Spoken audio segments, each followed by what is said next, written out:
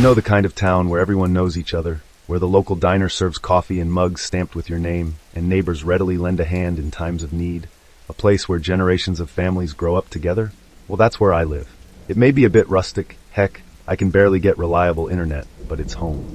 Time feels like it stands still here, except for one thing, the nights. These nights are different.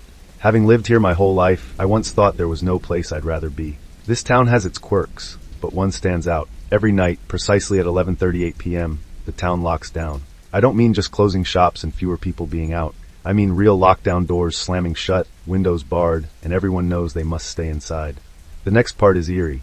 No one ever sees anything moving outside, but we all sense it is something trying to get in. An unsettling silence blankets the streets. It feels like the whole town holds its breath.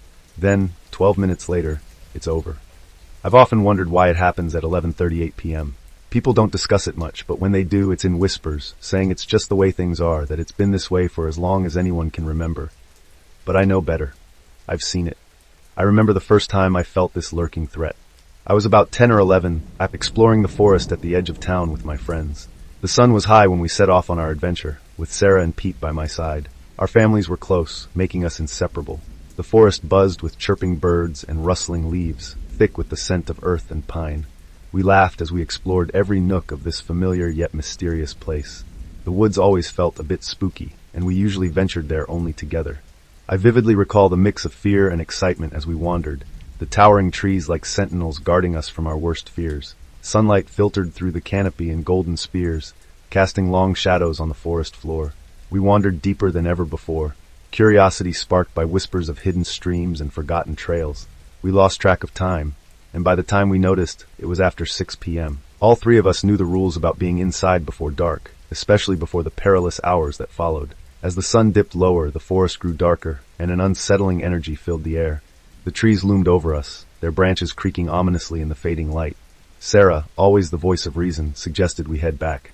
Her tone was steady, but tinged with urgency. "It's getting late," she said, her concern evident.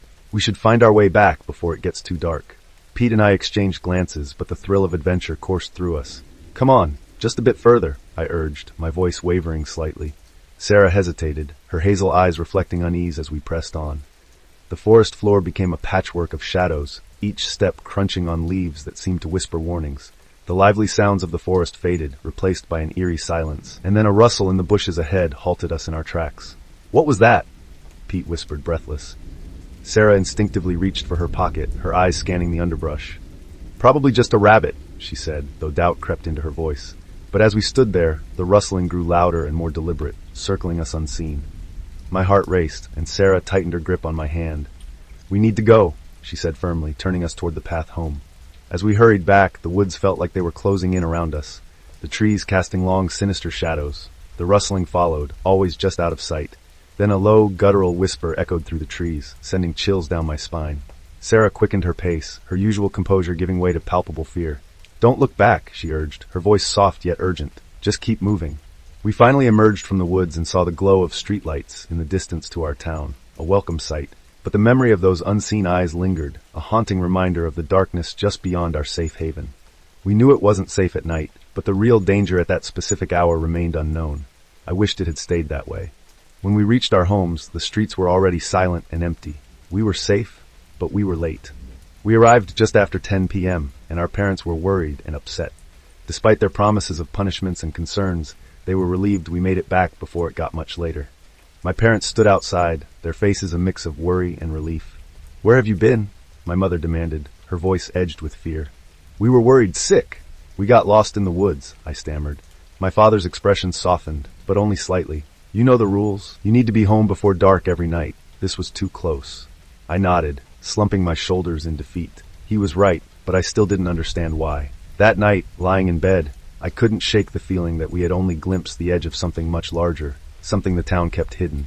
I knew I wasn't alone in this. Sarah and Pete felt it too. I was grounded, of course, and wouldn't be playing with my friends anytime soon. While I felt bummed out, I was also unnerved. I stayed up late, reading my favorite comic books to distract myself. Then I heard the strangest sound, a low, guttural hum vibrating through the walls. I looked out the window, and that's when I saw it. The streets were empty, but there was a presence. It wasn't a person or an animal. It was something else, something that felt entirely out of place. It moved with a jerky motion, as if not fully in control of its own body. It radiated an unsettling distortion that made my head throb, and my eyes struggled to focus on it. I felt an overwhelming sense of hunger that made my skin crawl. Before I knew it, it had passed by my house, and I realized I had been staring out the window in a hypnotic daze. It was almost midnight when I finally went to sleep, not mentioning the disturbing sight to my parents. The next morning, the memory lingered like a shadow in my mind, refusing to fade. I tried to convince myself it was just a dream or a trick of the light, but the uneasy feeling in my gut told me otherwise. I went through my day, struggling to focus on schoolwork and chores, but my thoughts kept drifting back to that thing, whatever it was. It felt wrong, like a crack in reality that shouldn't exist. That evening, as the sun dipped below the horizon and cast the town in a pale twilight, the phone rang, startling me. I wasn't expecting a call, and my heart raced as I picked it up, hesitating before answering. "Hello?" I said, my voice a little shaky. "Hey," Sarah's voice came through the line, calm but tinged with tension. "I hope I'm not interrupting anything." No. Hi, what's up?" I tried to sound casual, but my mind was racing. Why was she calling? "Listen, I need to ask you something," she said, her tone becoming serious. "Did you see anything strange last night? After what we saw in the forest?" "Around the time that everyone is afraid of." I paused, gripping the phone tightly. "How did she know?" "What do you mean?" I asked, trying to stay composed, but my voice betrayed my nerves. "You must have," Pete's voice cut in. He was on the line too, his tone unusually serious. "We know what we saw, and we think you might have seen it too." "Pete's here with me," Sarah explained. "We all saw something, didn't we?" I swallowed hard, my throat dry. "What are you talking about?" I tried again, but it was futile. They knew. Somehow, they knew. "Come on, don't make us spell it out," Pete urged. "You must have seen it. Just be honest with us." I sighed, the weight of the secret pressing down on me. "Fine," I admitted quietly.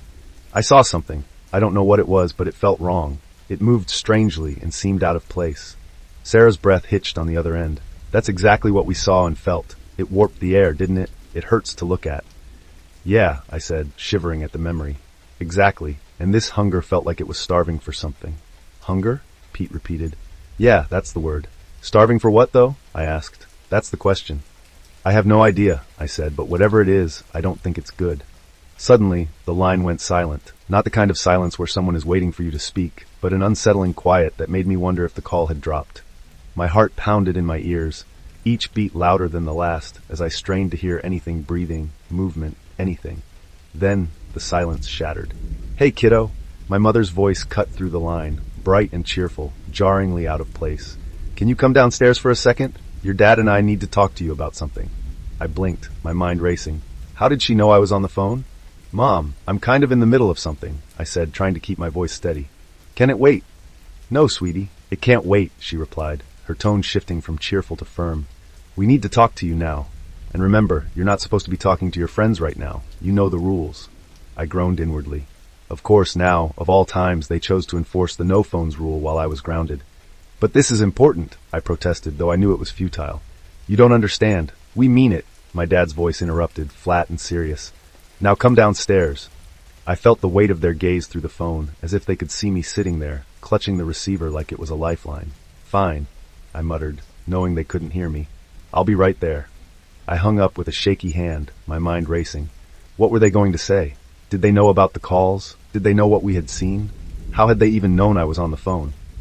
I had been so careful, keeping the volume low and talking only when I was sure they were distracted. But they always seemed to know, like they had a sixth sense that activated whenever I strayed even slightly out of line. Pushing myself up from the edge of my bed, my legs felt heavy and uncoordinated, as if the conversation had drained all my strength. I made my way downstairs, each step creaking underfoot like a ticking clock. When I reached the bottom, my parents were already in the living room, seated on the couch with their backs straight, their expressions unreadable. "Sit down, please," my mother said, her voice soft yet commanding.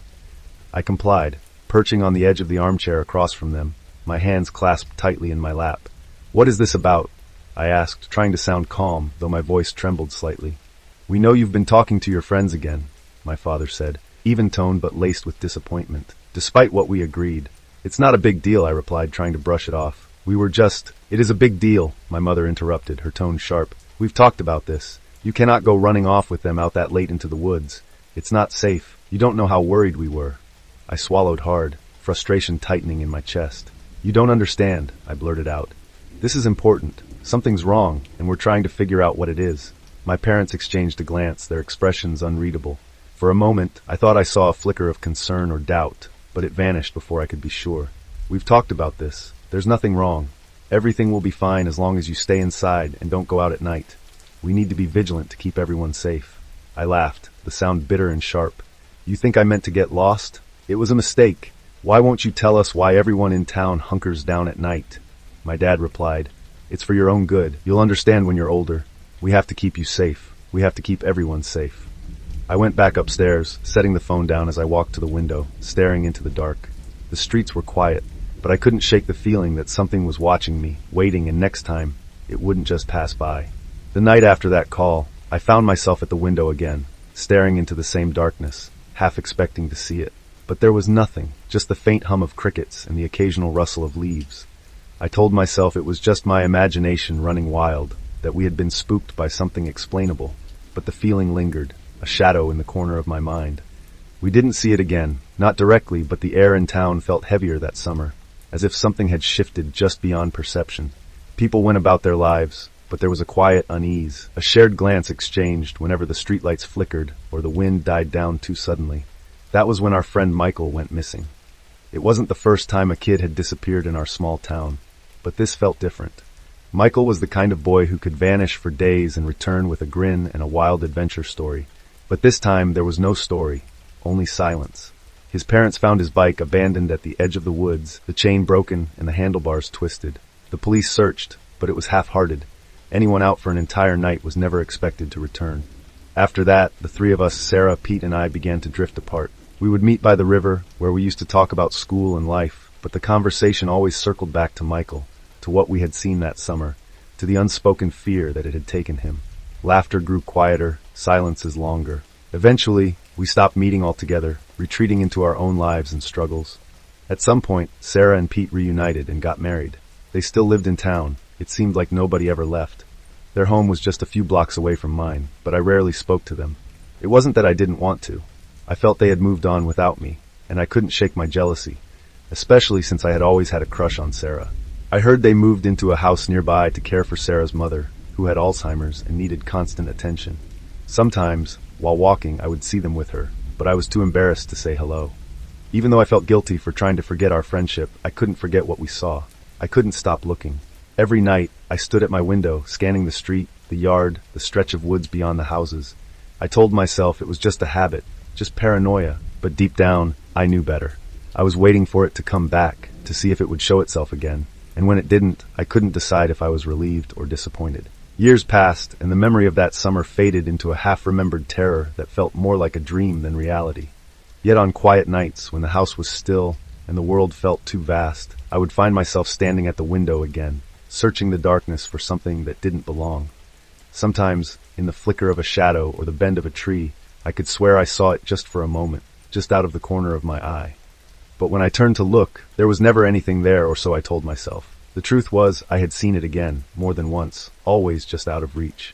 I tried to convince myself it was merely a trick of the light, a trick of the mind.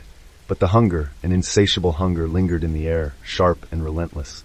I couldn't help but wonder, had it ever really left, or had it been waiting, biding its time until the moment was right? We all knew it existed, yet we pretended it didn't. We acted as if we had a strict curfew and that nothing lurked outside. Those who were too brave or naive thought it was all just a joke, but they didn't last long. They always ended up taken away, just like those who fell victim by accident. I couldn't help but wonder which category Michael fell into. Those of us still here understood that whatever that thing was, it was out there stalking and hunting, looking for anything, an open window, a cracked door. Disappearances remained frequent, especially in such a small town. The police had a routine for anyone who went missing from outside, but when it was a resident, it was more about reprimanding families for not knowing better. No one knew why the window of time was so brief. Almost as suddenly as it began, it was over. By 11:50 p.m., the streets were quiet again, and the town felt normal. But it wasn't normal. It never was. People learned to live with it, locking their doors and shutting their windows, pretending it wasn't happening. When I was older and knew more, I asked my parents why we didn't just move. They never gave me a good answer, only that it wouldn't do any good. It had to be here. It's safer for everyone if it's here. That logic didn't make sense to me. I understood that people could get attached to places, but it felt crazy. I couldn't pretend this was normal, not after what I saw and felt. There was something out there, and it was worse than anyone believed. Then, after years of waiting, I finally saw it again. It was a normal night, at least as normal as nights could be in my town. I was getting ready for bed when I noticed my cat, Quincy, was outside. He had slipped out when I came home earlier and was wandering along the sidewalk. It was 11:36 p.m. I didn't know if this creature did anything to animals, but I didn't want to find out. I had never let Quincy outside before, and when he didn't come back to my calls, I knew I had to do something dangerous and foolish to save him. I rushed outside to grab my cat, but I froze when I sensed a presence as I scrambled back to the door. Quincy's ears folded back, and he hissed. I felt paralyzed, and then I thought I saw it again. This time, it was different, larger and more overwhelming. Its presence filled the entire street, pressing against the houses like an unseen forest. I tried to run, but my legs wouldn't move. I was frozen in place, my breath caught in my throat. To my horror, it finally seemed to notice me. Quincy jumped from my hands and bolted back to the house, fortunately escaping whatever interest the thing might have had in him. The creature's head twisted unnaturally in my direction, its distorted features coalescing into more recognizable shapes. I was forced to scream as I beheld the grotesque impossibility. I turned and spirited away, screaming like a maniac, my heart hammering against my ribcage with such force that each beat felt like it might crack my chest open. The sound of its pursuit echoed behind me, a wet, slappy noise like a monstrous jellyfish gliding across the ground. Its deafening roar filled the air, shaking the ground beneath my feet as I ran for my life. I didn't know if I could escape. No one I knew had been outside and survived. I ducked into an alley, my hands shaking as I pressed myself against the wall. My breath came in short, sharp inhales, and I could feel sweat dripping down my face. I didn't dare look around the corner. I didn't dare move. Then I heard a familiar voice crying out, "Mom, please come back inside. We need to go now." The terrified screams pierced the air, full of panic.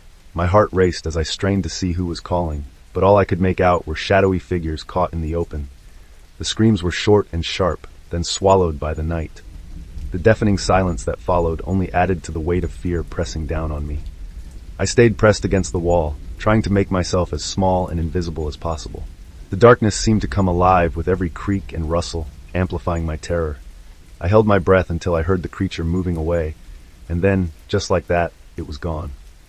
But the eerie stillness lingered, haunting me even after the clock struck 11:50 p.m. The streets were quiet again, yet my nerves remained on edge. I stumbled back to my house, each step feeling like a race against time. Quincy waited anxiously at the door, bolting inside with me to seek shelter from the horrors of the night. Whatever that thing was, it didn't belong in this world. It was not of this time or place, and its presence was so unsettling that it made your mind ache just to glimpse it.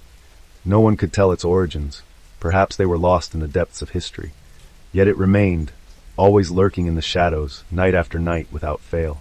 The encounter left me shaken, but I wasn't prepared for the truth that would soon be revealed. The screams I had heard that night, along with my miraculous survival, suddenly made sense when I discovered who the real victims were. The realization hit me like a hammer to the chest. Peter and Sarah Morris, along with Eleanor Smith, were missing. Their names echoed in my mind, refusing to settle. Pete and Sarah had been out there that night. The chilling cry of a woman's voice, Sarah calling for her mother who had wandered out of their home at that fateful moment. I couldn't breathe. The air felt thick, pressing against my lungs as if the darkness itself had taken on a physical form. Quincy, sensing my distress, stayed close, his eyes watchful and uneasy, but even his presence couldn't comfort me. The truth clawed its way to the surface, and I could no longer ignore it. I stepped outside. The air was colder now, biting at my skin. The streets were empty again, but the shadows seemed to move of their own accord, twisting into shapes that sent chills down my spine. I walked aimlessly, my feet carrying me while my mind raced. How could this be happening? How could they be gone? They were supposed to be okay. We were supposed to be okay. Whatever that thing was, it had taken them and left me alive. Why? The question swirled in my head like a storm, each thought sharper and more terrifying than the last. I found myself at the edge of the town square, staring at the old oak tree where we had held so many gatherings. Its branches creaked in the wind, a mournful sound that seemed to whisper their names. Pete, Sarah, how could this have happened to you? I walked numbly back home, almost oblivious to the encroaching hour. Inside, Quincy meowed softly, nudging my hand with his muzzle. I couldn't process everything that had happened. The creature wasn't just a mindless beast, it was calculated. I realized I might be the only one who had seen it and lived to tell the tale. At that moment, I did the one thing you probably think everyone should have done by now. I left my hometown. I moved to the largest city I could reach to escape it all. My parents didn't approve. They tried to stop me. I was so desperate to leave that I had to sneak away in the early morning when they couldn't interfere. I never understood why we all stayed there, trying to ignore the eldritch nightmare that haunted us at night. It seemed simple, and at first I felt better. This city felt alive with the hum of traffic and the distant chatter of people, a cacophony that made me feel safe and anonymous. I thought I had left the nightmare behind, that the creature was just a memory, a relic of a past I could bury. My new apartment is a cozy studio on the 5th floor, with a view of the bustling streets below, high enough that looking out the window doesn't fill me with dread at night. But unfortunately, something happened last night that shattered the fragile illusion of my peaceful transition. On my first night in the new place, I sat on the edge of my bed, flipping through a magazine to distract myself from the creeping unease settling in the pit of my stomach. The clock read 11:28 p.m. I told myself I was being paranoid, that the creature was gone and I was safe now. But the weight of the past lingered, a shadow in the corner of my mind I couldn't shake. By 11:38 p.m., the city outside my window was eerily quiet. The usual sounds of traffic and distant music had faded, replaced by an unsettling stillness. I tried to concentrate on the magazine, but my eyes kept drifting toward the window, the darkness beyond pressing in on me. Then I heard a soft, tentative tap against the pane. My heart skipped a beat. I froze, the magazine slipping from my fingers and falling to the floor. The sound was light, almost imperceptible, but it sent a chill through my veins. I told myself it was just a stray branch, a bird, anything but what I feared. But then it came again, another tap, this time more insistent. I didn't move, I didn't breathe. My gaze was fixed on the window, the darkness beyond seeming to pulse with a life of its own.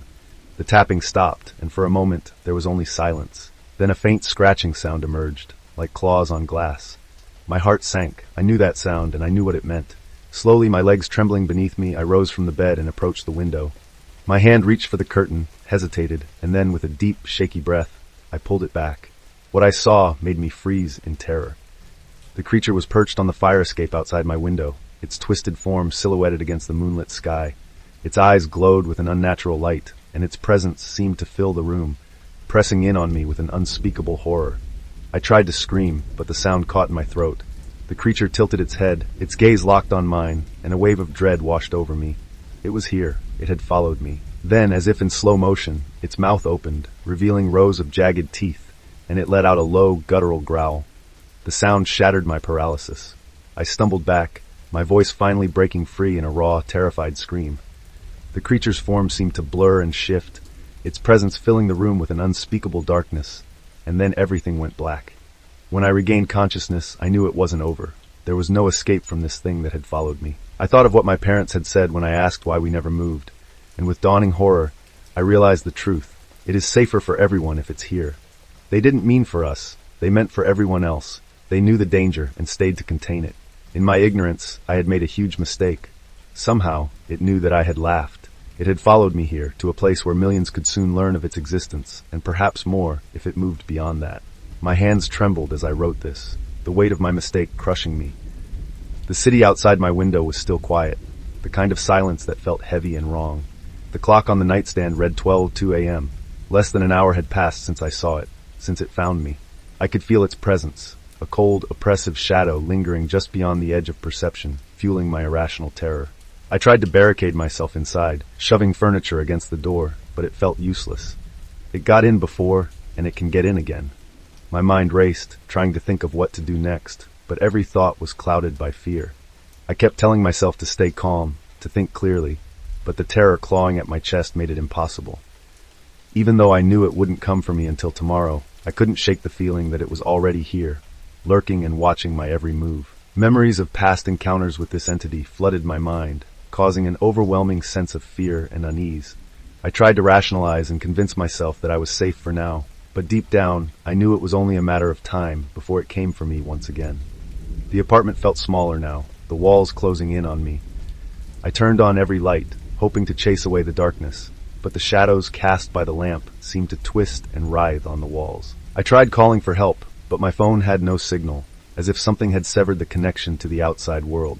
I paced back and forth, my eyes darting toward the window, half expecting to see it perched there again. The fire escape creaked faintly, and I froze, my breath catching in my throat. It's just the wind, I told myself, but the words rang hollow.